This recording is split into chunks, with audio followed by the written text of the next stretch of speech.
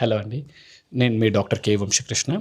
So, ఈరోజు మనము types of spine surgeries గురించి తెలుసుకుందాం. అసలు స్పైన్ సర్జరీస్ ఏమేమి టైప్స్ ఉన్నాయో, వాటిలో ఏ టైప్ ఎలా ఉంటుందో తెలుసుకుందాం.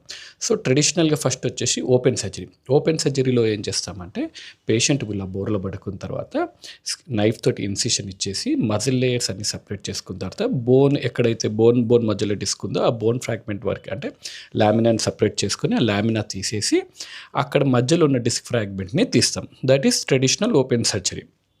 తర్వాత వచ్చింది ఏంటంటే microscopic surgery.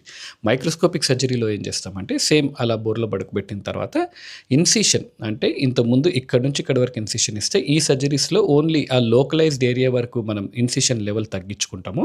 And incision level ఇచ్చిన తర్వాత మజిల్ లేయర్స్ అవన్నీ రొటీన్గా సపరేట్ చేసుకున్న తర్వాత మైక్రోస్కోప్ పెట్టుకొని ఆ డిస్క్ ఫ్రాగ్మెంట్ ఉన్న అక్కడి వరకు మాత్రం డిస్క్ ఫ్రాగ్మెంట్ని తీసేస్తాం. దట్ ఈస్ మైక్రోస్కోప్ పెట్టుకొని తీస్తున్నాం కాబట్టి మైక్రోస్కోపిక్ సర్జరీ అంటాం.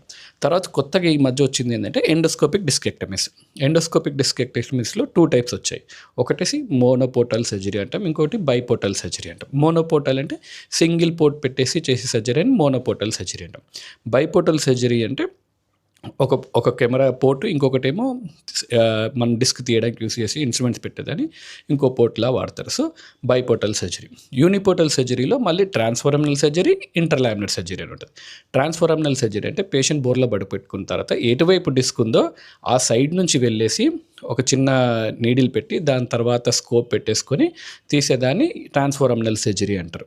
వేరాస్ ఇంటర్లామినర్ సర్జరీ అంటే పేషెంట్ అలానే బోర్లో పడుకొని ఉంటారు, మనం పైనుంచి ఇంటర్లామినర్ సర్జరీ అంటే మధ్యలో నుంచి వెళ్ళి చిన్న రంధ్రం పెట్టి తీస్తాం, దాన్ని ఇంటర్లామినర్ సర్జరీ అని అంటాం.